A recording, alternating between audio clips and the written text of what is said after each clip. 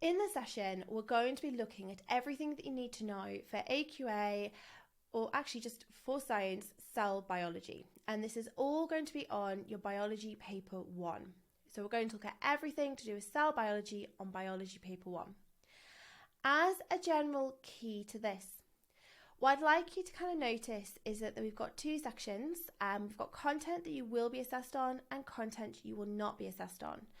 So in this, there is a key on every single slide that kind of outlines if it's on your exam or not. So we've got Combined Science Foundation, Combined Science Higher, Separate Science Foundation, and Separate Science Higher.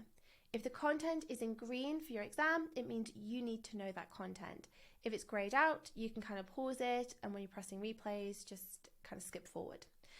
In this section though, everything is on everyone's exams. So there is nothing in here that would be just for one exam and not another. It's on everyone's.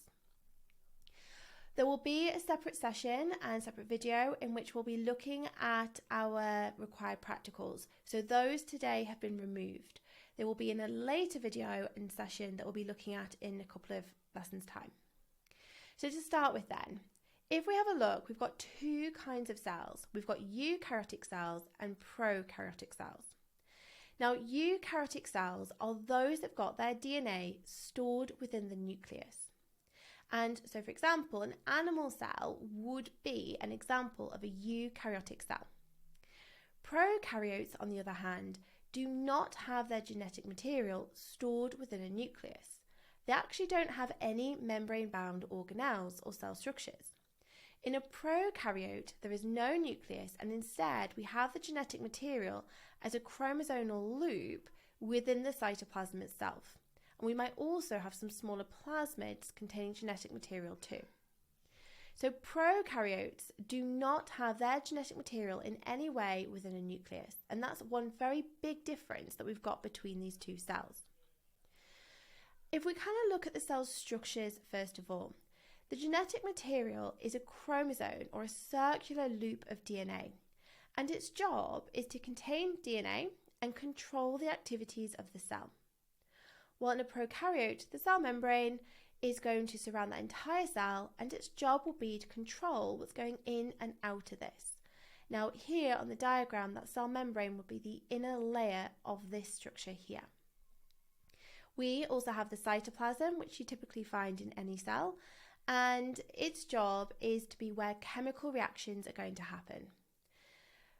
So for example, we'll look at this in later sessions, but anaerobic respiration takes place in the cytoplasm. Ribosomes are really small structures found in cells, and these are where protein synthesis is going to happen.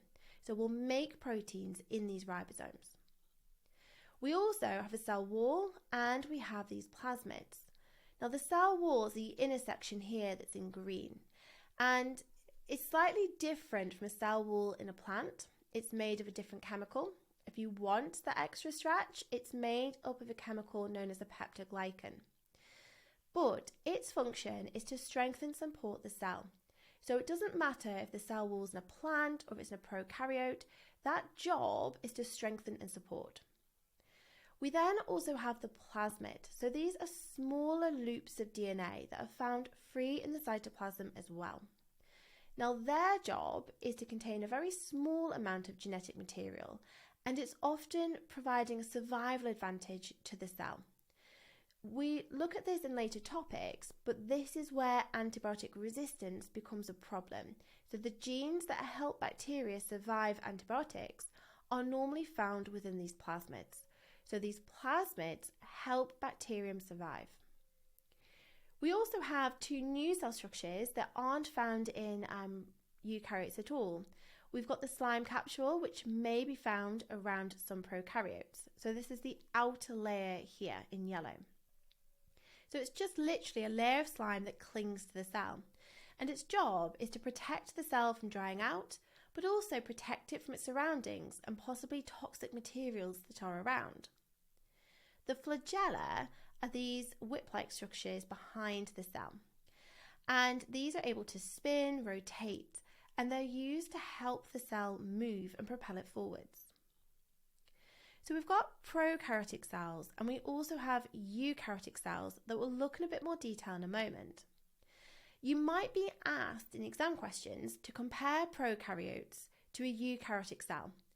Now, you might have to modify your answer here, just depending on the cell they give you, because actually plant cells here and animal cells, and this is a fungal cell below, do have slightly different cell structures to each other. But for the most part, when we look at eukaryotes and prokaryotes, the similarities is really talking about everything that they've all got. So they've both got cytoplasm, they've both got this cell membrane, and they both have ribosomes.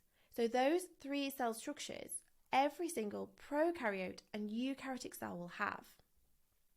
However, as differences, prokaryotes do not have mitochondria. Prokaryotes are actually smaller than mitochondria, so they don't fit within the cell itself. But eukaryotes do. Prokaryotes also don't have a nucleus, while eukaryotic cells do as well. And only prokaryotes have plasmids. So notice, when we're talking about our similarities and differences, we're really naming cell structures and saying, do they both have them or not?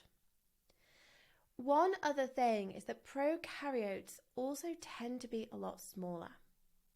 So cells, and we'll kind of focus on eukaryotic cells, are the smallest piece of life and the building blocks for every single organism, whether they're single-celled or multicellular. And every single part of these cells have got their own function. And the cell structures within a cell, like these chloroplasts and mitochondria and ribosomes, are known as organelles. With an animal cell, be prepared to maybe draw the cell. You might be asked to label it. You might be asked to describe the different parts and what they do. So as a general overview, we've got our nucleus. This is normally drawn as quite large and completely shaded in dark. We then have our ribosomes, our cell membrane, which is the black line that surrounds all of the cytoplasm. We have the cytoplasm itself, which is the jelly kind of filling. We have the mitochondria also. So these 5 cell structures are present in an animal cell. And in any exam, it's really common to either be asked to label or at least give one definition minimum. And it's kind of a core component of any kind of exam paper. The nucleus then will contain DNA and controls the cell. Both of these are 2 separate marking points. Normally, you'll only get 1 mark for it, but there are 2 kind of answers you can give. My advice is just get in that habit of saying both parts. It just makes your marks way more secure and more obvious to the examiner that you can deserve that mark. Mitochondria is where respiration happens to release energy. Now, there are some revision guides out there that might refer to it with analogies. You need to be really precise. So this idea about releasing energy and where respiration happens are the key ideas that you need to be putting down within your answer. The cytoplasm is where chemical reactions occur, while the cell membrane is controlling what enters and leaves that cell. The ribosomes are where protein synthesis happens. So these 3, the prokaryotic cells also have. Now, because the DNA is stored in the nucleus, it means that an animal cell is a eukaryotic cell. So that is a reference to the fact that its genetic material is inside the nucleus. Now, the plant cell, it also has the nucleus and it has the ribosomes. The arrow is slightly missed there, it should just be there. We've got the cell membrane. Now, this is the black inner line that surrounds the cytoplasm. So it's the line closest to the cytoplasm. We've got the cytoplasm itself, we've got the mitochondria, and we also have 3 new cell structures. The cell wall, which is this from black line to black line here. We've got the chloroplast, and we've got the vacuole. It's worth mentioning that there can sometimes be a bit of confusion when having to label the nucleus and the vacuole. Nucleus will tend to be more rounded, while the vacuole might be more irregularly shaped. And the nucleus is normally drawn as black, while the vacuole will typically be a lighter shade of grey. The other thing to watch out for is that there can be sometimes a bit of confusion between labelling the vacuole and cytoplasm. Vacuole has nothing else inside it at all, while the cytoplasm will have other cell structures within it. And that's the kind of thing to look for when you're having to identify which one's which. Now, these three new cell structures, with a plant, the cell wall contains cellulose, and its job is to strengthen and support the cell. The chloroplasts are where photosynthesis will happen, while the vacuole contains cell sap and keeps the cell firm. Again, that tends to be a 1-mark question, that there are two kind of things you can get a mark credit for. I would just get again into the habit of saying both to make sure you're demonstrating really kind of secure knowledge. But start with the one that you find easiest and then add in the second when you're confident with the first. You might be asked to compare animal and plant cells. Similar to prokaryotes, make sure you structure your answer with similarities of, right, they've got these cell structures in common, and then give you differences. Here for a plant cell, it's going to be about the cell structures it has got that an animal cell doesn't. So similarities, they've both got nucleus, mitochondria, cell membrane, cytoplasm, and actually ribosomes. They are roughly and can be a similar size. However, differences, plant cells have got cell walls, plant cells have chloroplasts, and plant cells have vacuoles. A nice thing to say is maybe only plant cells and only plant cells here, making it comparative. Or you might say plant cells have cell walls, animal cells don't. You just want to make sure in your sentence that you're really clear on, I know this is only plant cells and that animal cells don't have this. And there's a couple of ways that you could do that. There are some different specialised cells to be aware of and prepared to discuss. Now, sperm cells may feature in this section or in reproduction later on in the topic. But cells can be specialised, and for sperm cell, their fundamental job is to transport genetic material from the father and fertilise an egg cell. There are different features that it's got to be able to achieve this. So it's streamlined, and this will reduce the energy that it requires. It's got a tail that can move from side to side, physically allowing it to move. And it's got lots of mitochondria, and the feature of this, which will be kind of clustered around here, the feature of this is to provide energy for the tail to be able to move. Now, with muscle cells, their function is to contract and relax to bring about movement. Now, it's a common feature you'll notice in specialised cells. When in doubt, they do tend to have lots of mitochondria for energy. So muscle cells do have lots of mitochondria to transfer energy for contraction. They also have these special proteins that can slide over each other and allow those muscles to contract and relax. And they store glycogen, which links into your glucose control later on in the specification. Nerve cells are going to carry electrical impulses around the body. These can be quite long to transport information over long distances. They have this myelin sheath, this layer of fat that covers the axon and acts as insulation. And it's got lots of these dendrites, which are these like nerve endings, and they make lots of connections to other cells.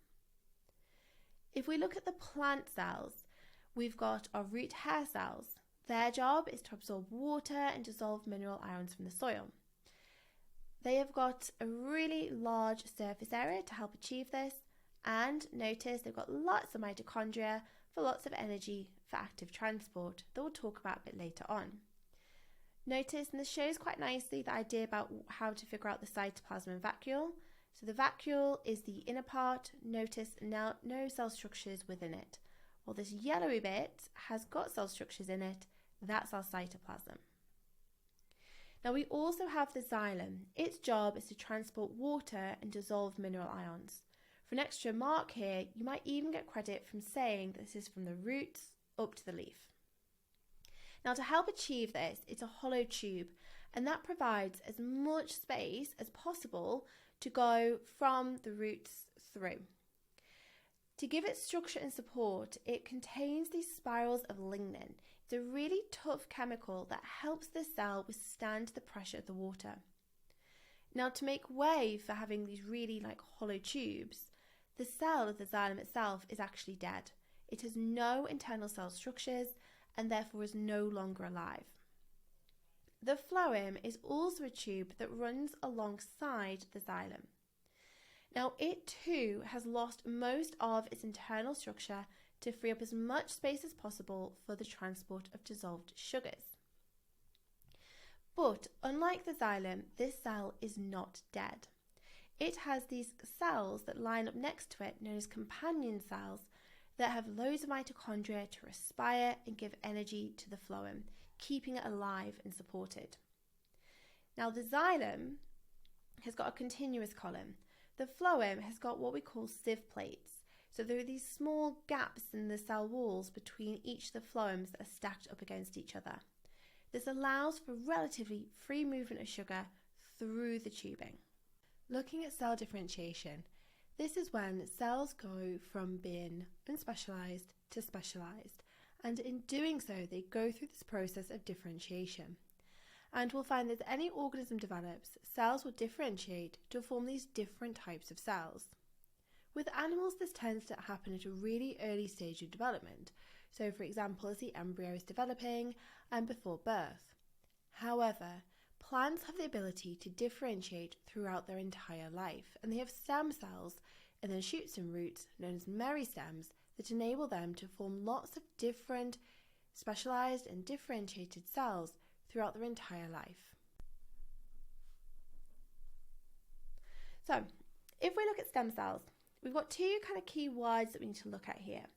A stem cell is an undifferentiated cell and it has the potential to make a huge variety of different cell types. An undifferentiated cell, in comparison, is one that has just not yet specialised and got internal structures and specialised for a certain job. So stem cells do tend to be undifferentiated cells, but they will go, these cells, through a process of differentiation in which they acquire internal structures to actually be able to carry out a certain function. When we have a look at our cells, we need to be able to use microscopes, and this is one of the practicals you need to be able to discuss that we'll look at in later lessons. But for now, we've got two kinds of microscopes. We've got electron and we've got light microscopes. And we need to be able to discuss the two. Now, electron microscopes you won't be using in a school lab. They're really expensive, they're large, and they take a lot of training to be able to use. So they're large, not portable. They're also very expensive. It's actually quite difficult to prepare the specimens, and you can't look at living cells under these electron microscopes, and that's just due to the way in which the cells have had to be prepared. The key ideas, though, that the GCSE is really going to look for is that the key difference between an electron microscope and a light microscope is that an electron microscope has got a greater magnification, so this can increase the size of images far more than a light microscope. And also, I should say, it has a greater resolution. A light microscope, in comparison, has a smaller magnification and a smaller resolution. So we can't make the images large and the image isn't as clear. Because of the development of the electron microscope, it has led to much better understanding of what we call these subcellular structures. So we can see, using these electron microscopes, much smaller structures within cells that we wouldn't have been able to see just with a light microscope, where maybe you can see a nucleus and a cell membrane, but not a lot else. Two key words to be prepared to define in your exam are resolution and magnification. With resolution, this is the ability to distinguish between two separate points. The higher the resolution, what we'll find is that the closer those points can be to still be able to see the difference between the two. Normally, a high resolution image looks really clear. With magnification, this is the ability to produce an image that is actually larger than the actual size of the object. Again, the higher the magnification, we're going to see a bigger image. One piece of advice, avoid at all costs using the word zoom. It is not going to get you any kind of credit. If you want to get across the idea of making something larger, you need to use that phrase, increase magnification. Zoom is seen insufficient in mark schemes. It won't get you credit.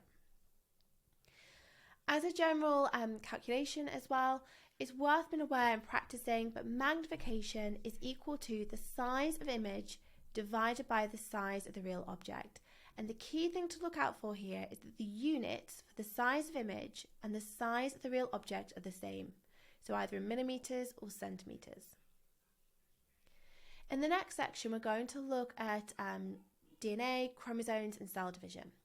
So chromosomes themselves are found within the nucleus of cell, and they're made up of DNA, and they contain these sections known as genes. So every chromosome contains a huge number of these genes that code for all our characteristics. But in body cells, chromosomes are usually found in pairs. Again, it's later in your specification, but you're going to find that you've got 23 pairs of chromosomes in a human body cell. So there's 23 that's come from the mother, 23 that's come from the father. As key terms, if you're asked to define them, a chromosome is a structure found in the nucleus that is made of DNA and contains genes. And the genes are smaller sections of DNA that code for proteins. Mitosis is a kind of cell division, and it's used to make two genetically identical daughter cells. The good news is that when studying AQA, you do not need to learn these phrasings for prophase, metaphase, anaphase, telophase, etc. But it gives a nice kind of overview as to what's kind of happening through mitosis. And the visual here shows a nice kind of overview of actually what's happening with the chromosomes. If you're studying Edexcel or OCR, you do need to use those phrases and have them attached to what's happening to the chromosomes. But for AQA, you don't need this. So the cell divides in a series of stages known as the cell cycle, and we literally look at this as normally stage 1, stage 2, and stage 3. So before a cell divides, we can refer to this as our stage 1. This is the preparation of what has to go in before we can actually have that cell divide. And this can either be referred to as stage 1 or interphase. There are 3 things that have to happen as part of the preparation. First of all, we need the DNA to be replicated, and we need the cell to grow bigger, and we need more subcellular cell structures. So it means there are 3 potential marks that you could be given for this. So the cell grows, it copies like its ribosomes and makes more mitochondria as well, but it will also copy the DNA. At that point, mitosis, cell division itself, will then start. So only once that interphase is completed with those 3 criteria met of bigger, we've got more subcellular structures, and we've copied the DNA, does cell division, actual mitosis, begin. So with mitosis, we've got these different stages. The interphase is that preparation. So those 3 ideas of we need to copy DNA, copy the cell structures within, make sure there's more of them, and increase the size of the cell, because that cell is eventually going to become 2. But we'll then begin mitosis. So this is a kind of cell division that results in 2 daughter cells, so that's the final product over here, that are genetically identical to each other, as well as the original parent cell, so the cell that went through this division. Now for this, we'll go through that interphase first of all, so we'll have the growth, we'll make more mitochondria and ribosomes, for example, and we'll copy the DNA. But then, during mitosis, there are some distinct steps we need to talk about. We first of all will have this section in which the chromosomes will condense. Under the microscope, they, for the first time, will become visible. You'll be able to see them as clear chromosomes under the microscope. Otherwise, they kind of look like grainy. What will then happen is the paired chromosomes will line themselves up in the centre of the cell. You'll notice these are spindle fibres, and they can attach onto the chromosomes, and what happens is then one chromosome from each pair is pulled to either end of the cell. This in particular can get really difficult to phrase correctly within an exam. So what you need to make clear to be awarded that mark is that one chromosome from each pair goes to each end of the cell. So it's that idea the paired chromosomes end up completely separated on either end. At this point, the nucleus will then reform and we'll have two nuclei, and you'll notice the chromosomes are still visible, but they will begin to uncoil and become now this grainier kind of section. Once the nucleus is reformed, we then go into the next stage of the cell division. The cytoplasm will now divide, and so will the cell membrane. So that what we'll produce is two genetically identical daughter cells. And you really need to stress the idea that those two cells will be genetically identical to each other, and that word genetic is absolutely vital in there. As mentioned previously then, we have stem cells, and these have the ability to divide through mitosis, but will also differentiate to make lots of different specialised cells. We've got some different kinds of stem cells. So we have here a stem cell that's known as an embryonic stem cell. It's come from an embryo. But we also have meristems. These are stem cells that we find in plants. And we have adult stem cells that we find in areas of the body of a grown human, and that might be in, for example, bone marrow. But we also have them, we think, in our skin and in our liver. So stem cells become specialised through division, actually. The stem cell will divide by mitosis, and as it does so, some genes will get turned on, some genes will get turned off. And what will happen in that process of turning some genes on and some off is the cell will begin this process of differentiating and getting these cell structures that will enable it to do a specialised job. If we have a look at embryonic stem cells then, these are stem cells that we find within an embryo, and at the very early stage of development, all of those cells are completely unspecialised and identical to each other. And what will happen over time is these become specialised to form all the different types of cell that's required for that living organism. So as I've said, the cells become specialised when these genes are switched off and when they get switched on. Now this will start to happen after the 8-cell stage. So at this point, before the 8 cells, they are just embryonic stem cells. But as time goes on, after the 8-cell stage, we'll start to see some specialised cells occur. But those cells at that 8-cell stage and before are embryonic stem cells, and they will remain for a while during the development of that embryo. Adult stem cells are the stem cells we're left with kind of at birth onwards. Now for these are still unspecialised cells, but they've started their route of specialisation. So they've not completely specialised into a cell, but they've kind of started and gone along the way. Now they're found in specific areas of the body, as I've already said, and for example, the stem cells that we find in bone marrow have the potential to become different kinds of blood cell, but they couldn't become, for example, a nerve cell or a skin cell.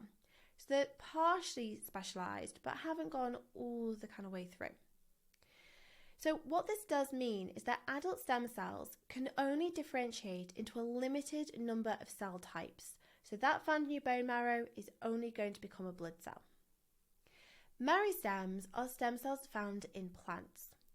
Now these again will undergo mitosis, but with plants they're a bit different.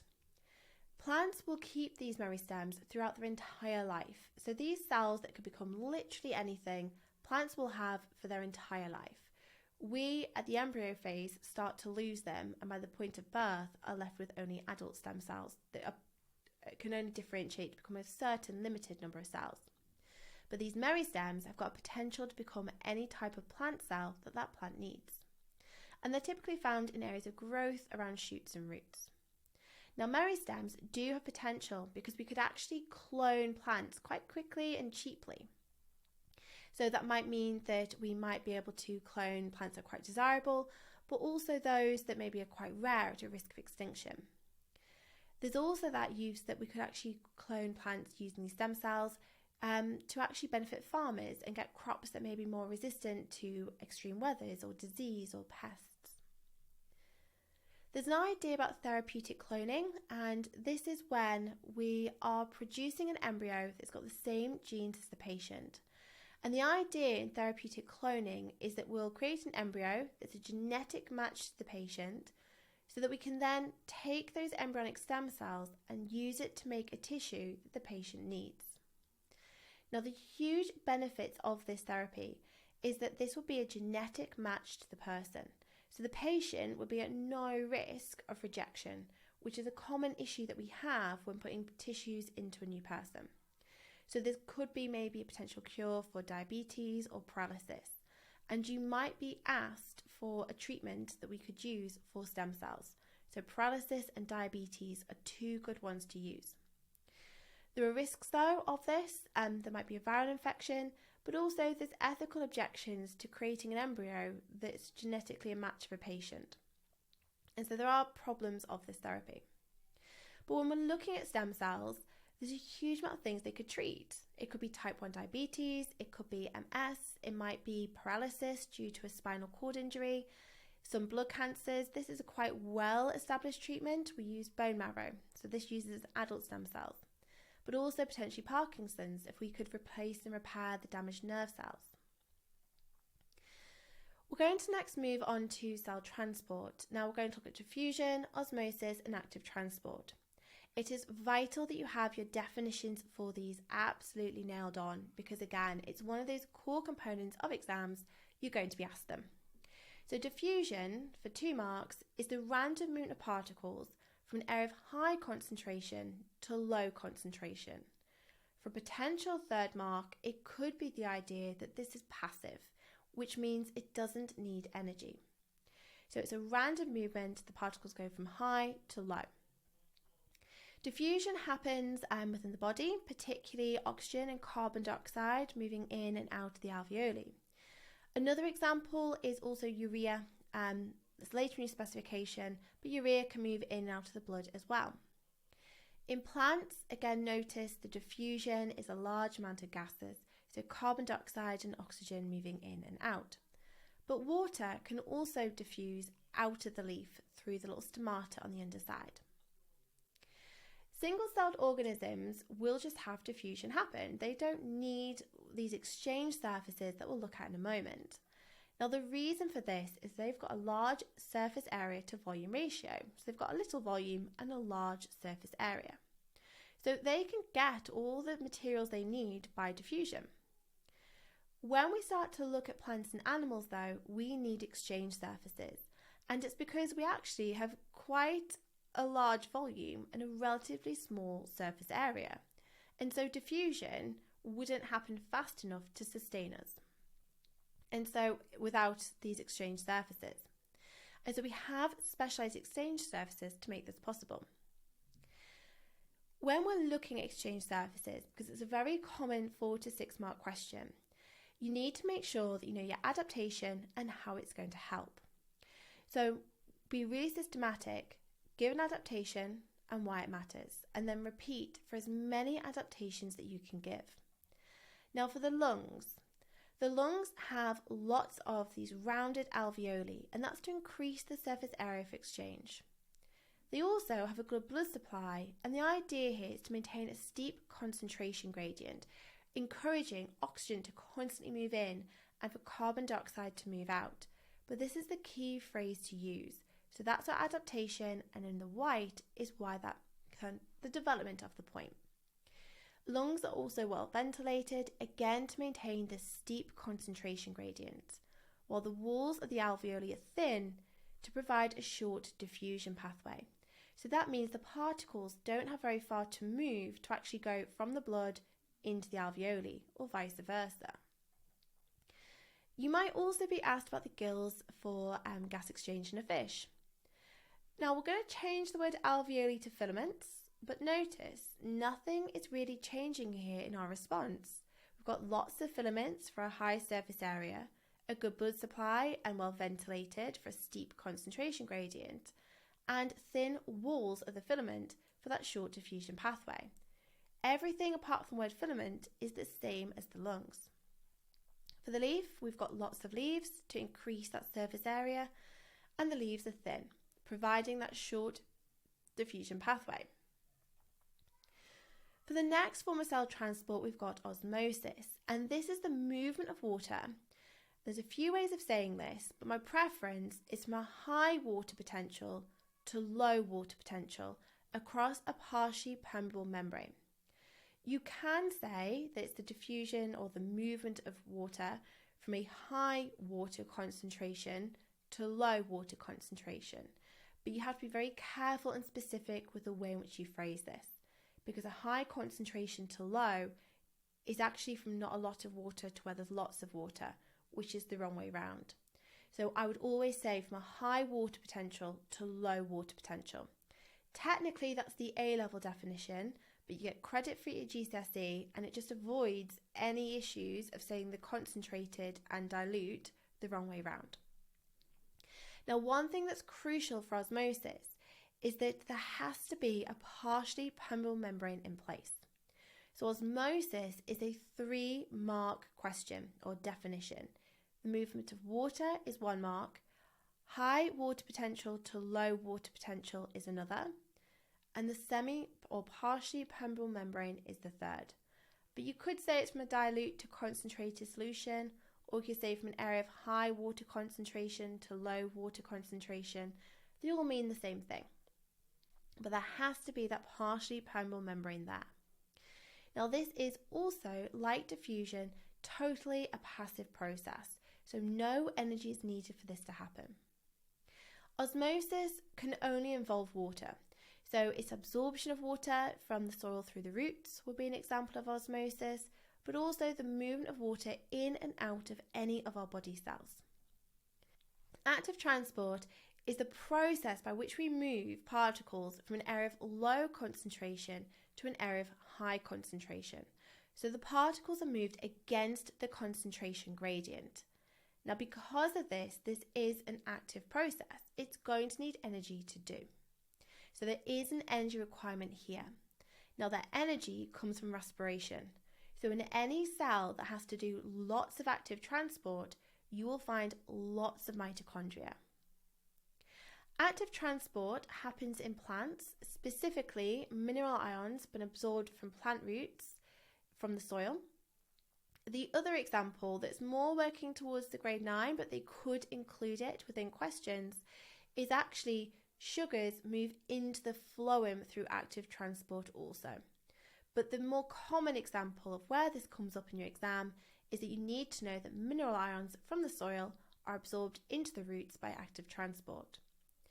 In animals, the big example of active transport is the absorption of sugar molecules that are absorbed in our small intestines into our blood. Now that leads us to our last exchange surface for today, or in the session, where we're going to look at the adaptations of the small intestine. Now this is an exchange surface. It's where we've got the absorption of digested materials. So in this, we've got lots of these structures known as villi, and these look like these finger projections coming from the side of the intestine in. And the intestine is also really long. Now both of these adaptations are to increase the surface area for exchange and increase that area for absorption. Now the intestine also has a good blood supply, and that means that it's going to maintain a steep concentration gradient. So any exchange surface in an animal will have that feature. The membranes of the villi, or the walls of the villi, are thin. Now that's to provide a short diffusion pathway. The one thing to kind of point out is don't say that the walls of the intestine are thin, because that's not true. The villi actually make this really thick. The walls of the villi are thin, but not of the intestines themselves. So just be really careful with how you phrase that. The membranes or the walls of the villi are thin is exactly what you need to kind of phrase this as, and that will provide a short diffusion pathway. But the small intestine is going to need active transport. And so actually, another adaptation the small intestine will have is it will have lots of mitochondria for respiration to release energy. And that energy will be used for active transport. Again, this is our last exchange surface. Root hair cells are adapted for absorption also, and they have active transport taking place too. Now, these have a really long shape, and that's to increase the surface area for exchange. The root hair cells are also very thin, and this provides a short diffusion pathway. Also, there is active transport required for these root hairs, and so they'll have lots of mitochondria to provide energy through this process of respiration. As a final summary then, we've got diffusion, osmosis and active transport. Diffusion is the movement of particles, and any particle, from a high to low concentration. There is no requirement for energy here at all, so it is a passive process. Osmosis, for 3 marks, is the movement of water particles from a high water potential to low water potential across a partially permeable membrane. And again, there is no energy requirement, but we've got high to low water concentration, we've got a partially permeable membrane, and we're going to mention that water is what's moving here. We also have active transport. So this is where we've got particles moving from a low to high concentration against the concentration gradient. This does require energy. And notice again, it is taking place across a partially permeable membrane too. So that is a similarity that it's got with osmosis.